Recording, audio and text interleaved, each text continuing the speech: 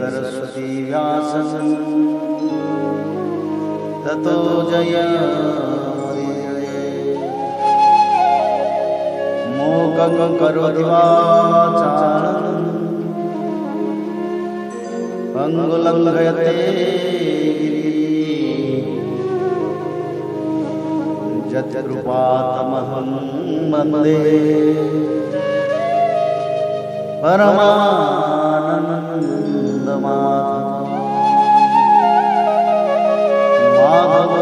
माधवो वाक्यं माधवो हरि परन्ते साधवा नित्यं सकलकार्येषु मां।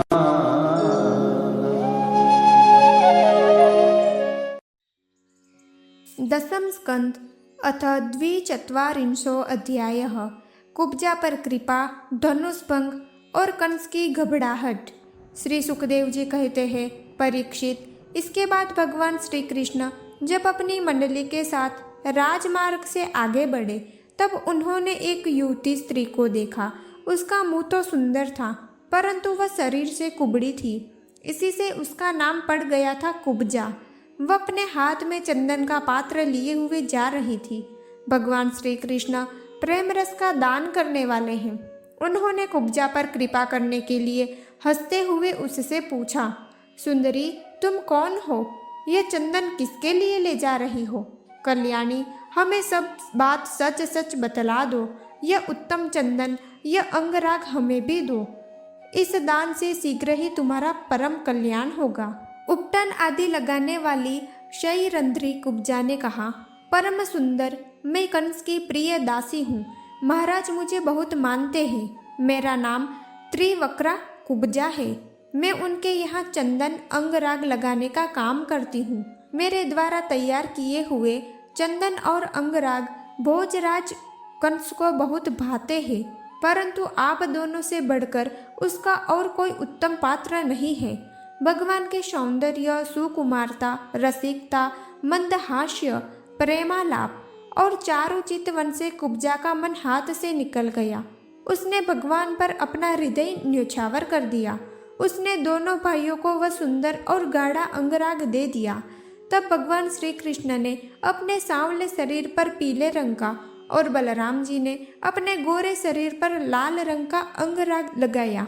नाभि से ऊपर के भाग में अनुरंजित होकर वे अत्यंत सुशोभित हुए। भगवान श्री कृष्ण उस कुब्जा पर बहुत प्रसन्न हुए। उन्होंने अपने दर्शन का प्रत्यक्ष फल दिखलाने के लिए 3 जगह से टेढ़ी किंतु सुंदर मुख वाली कुब्जा को सीधी करने का विचार किया। भगवान ने अपने चरणों से कुब्जा के पैर के दोनों पंजे दबा लिए और हाथ ऊंचा करके 2 अंगुलियां उसकी ठोड़ी में लगाई तथा उसके शरीर को तनिक उचका दिया। उचकाते ही उसके सारे अंग सीधे और समान हो गए। प्रेम और मुक्ति के दाता भगवान के स्पर्श से वह तत्काल विशाल नितंब तथा 3 पयोधरों से युक्त एक उत्तम युवती बन गई। उसी क्षण कुब्जा रूप, गुण और उदारता से संपन्न हो गई। उसके मन में भगवान के मिलन की कामना जाग उठी। उसने उनके दुपट्टे का छोर पकड़कर मुस्कुराते हुए कहा, वीर शिरोमणे, आइए घर चले।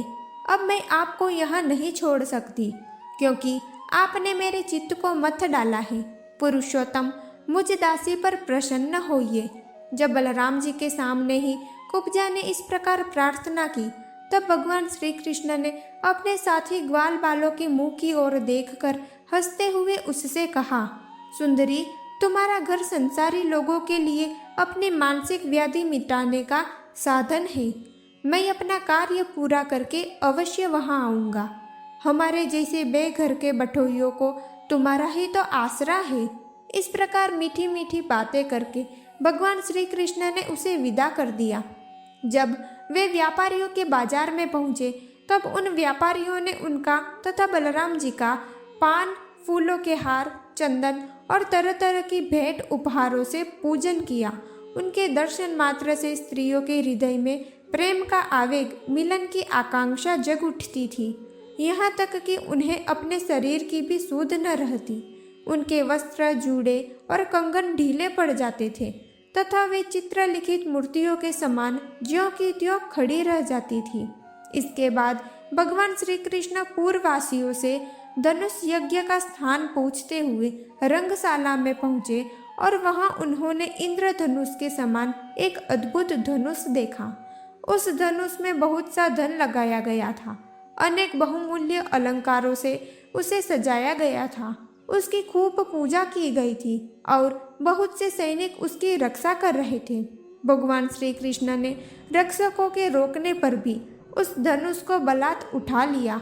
उन्होंने सबके देखते देखते उस धनुष को बाएं हाथ से उठाया, उस पर डोरी चढ़ाई और एक क्षण में खींचकर बीचों बीच से उसी प्रकार उसके 2 टुकड़े कर डाले जैसे बहुत बलवान मत वाला हाथी खेल ही खेल में ईख को तोड़ डालता है। जब धनुष टूटा तब उसके शब्द से आकाश, पृथ्वी और दिशाएं भर गई। उसे सुनकर कंस भी भयभीत हो गया। अब धनुष के रक्षक आतताई असुर अपने सहायकों के साथ बहुत ही बिगड़े। वे भगवान श्री कृष्ण को घेर कर खड़े हो गए और उन्हें पकड़ लेने की इच्छा से चिल्लाने लगे, पकड़ लो, बांध लो, जाने न पावे। उनका दुष्ट अभिप्राय जानकर बलराम जी और श्री कृष्ण भी तनिक क्रोधित हो गई और उस धनुष के टुकड़ों को उठाकर उन्हीं से उनका काम तमाम कर दिया। उन्हीं धनुष खंडों से उन्होंने उन असुरों की सहायता के लिए कंस की भेजी हुई सेना का भी संहार कर डाला। इसके बाद वे यज्ञशाला के प्रधान द्वार से होकर बाहर निकल आए और बड़े आनंद से मथुरापुरी की शोभा देखते हुए विचरने लगे। जब नगर निवासियों ने दोनों भाइयों के इस अद्भुत पराक्रम की बात सुनी और उनके तेज, साहस तथा अनुपम रूप को देखा, तब उन्होंने यही निश्चय किया कि हो न हो ये दोनों कोई श्रेष्ठ देवता ही। इस प्रकार भगवान श्री कृष्ण और बलराम जी पूरी स्वतंत्रता से मथुरापुरी में विचरण करने लगे। जब सूर्यास्त हो गया तब दोनों भाई ग्वाल बालों से घिरे हुए नगर से बाहर अपने डेरे पर जहाँ छकड़े थे लौट आए। तीनों लोगों के बड़े बड़े देवता चाहते थे कि लक्ष्मी हमें मिले, परंतु उन्होंने सबका परित्याग कर दिया और न चाहने वाले भगवान का वरण किया। उन्हीं को सदा के लिए अपना निवास स्थान बना लिया। मथुरावासी उन्हीं परम भूषण भगवान श्री कृष्ण के अंग अंग का सौंदर्य देख रहे हैं। उनका कितना सौभाग्य है। व्रज में भगवान की यात्रा के समय गोपियों ने विरह आतुर होकर मथुरावासियों के संबंध में जो जो बातें कही थी वे सब यहाँ अक्षरशः सत्य हुई। सचमुच वे परमानंद में मग्न हो गई। फिर हाथ पैर धोकर श्री कृष्ण और बलराम जी ने दूध में बने हुए खीर आदि पदार्थों का भोजन किया और कंस आगे क्या करना चाहता है इस बात का पता लगाकर उस रात को वही आराम से सो गए। जब कंस ने सुना कि श्री कृष्ण और बलराम ने धनुष तोड़ डाला, रक्षकों तथा उनकी सहायता के लिए भेजी हुई सेना का भी संहार कर डाला और यह सब उनके लिए केवल एक खिलवाड़ ही था, इसके लिए उन्हें कोई श्रम या कठिनाई नहीं उठानी पड़ी, तब वह बहुत ही डर गया। उस दुर्बुद्धि को बहुत देर तक नींद न आई। उसे जागृत अवस्था में तथा स्वप्न में भी बहुत से ऐसे अपशकुन हुए जो उसकी मृत्यु के सूचक थे। जागृत अवस्था में उसने देखा कि जल या दर्पण में शरीर की परछाई तो पड़ती है परंतु सिर नहीं दिखाई देता। अंगुली आदि की आड़ न होने पर भी चंद्रमा, तारे और दीपक आदि की ज्योतियाँ उसे दो दो दिखाई पड़ती। छाया में छेद दिखाई पड़ता है और कानों में अंगुली डालकर सुनने पर भी प्राणों का घूं घूं शब्द नहीं सुनाई पड़ता। वृक्ष सुनहले प्रतीत होते हैं और बालू या कीचड़ में अपने पैरों के चिन्ह नहीं दिख पड़ते। कंस ने स्वप्न अवस्था में देखा कि वह प्रेतों के गले लग रहा है, गधे पर चढ़कर चलता है और विष खा रहा है। उसका सारा शरीर तेल से तर है, गले में जपा कुसुम अड़हुल की माला है और नग्न होकर कहीं जा रहा है। स्वप्न और जागृत अवस्था में उसने इसी प्रकार के और भी बहुत से अपशकुन देखे। उनके कारण उसे बड़ी चिंता हो गई। वह मृत्यु से डर गया और उसे नींद न आई। परीक्षित, जब रात बीत गई और सूर्य नारायण पूर्व समुद्र से ऊपर उठे तब राजा कंस ने मल्ल क्रीड़ा दंगल का महोत्सव प्रारंभ कराया। राज कर्मचारियों ने रंगभूमि को भली भांति सजाया। तुरही, भेरी आदि बाजे बजने लगे। लोगों के बैठने के मंच फूलों के गजरों, झंडियों, वस्त्र और बंदरवारों से सजा दिए गए। उन पर ब्राह्मण, क्षत्रिय आदि नागरिक तथा ग्रामवासी सब यथास्थान बैठ गए। राजा लोग भी अपने अपने निश्चित स्थान पर जा डटे। राजा कंस अपने मंत्रियों के साथ मंडलेश्वरों, छोटे छोटे राजाओं के बीच में सबसे श्रेष्ठ राज सिंहासन पर जा बैठा। इस समय भी अपशकुनों के कारण उसका चित्त घबराया हुआ था। तब पहलवानों के ताल ठोकने के साथ ही बाजे बजने लगे और गर्बीले पहलवान खूब सज धज कर अपने अपने उस्तादों के साथ अखाड़े में आ उतरे। चाणूर, मुष्टिक, कूट, सल और तोसल आदि प्रधान प्रधान पहलवान बाजों की सुमधुर ध्वनि से उत्साहित होकर अखाड़े में आकर बैठ गए। इसी समय भोजराज कंस ने नंद आदि गोपों को बुलवाया। उन लोगों ने आकर उसे तरह तरह की भेंट दी और फिर जाकर वे एक मंच पर बैठ गए।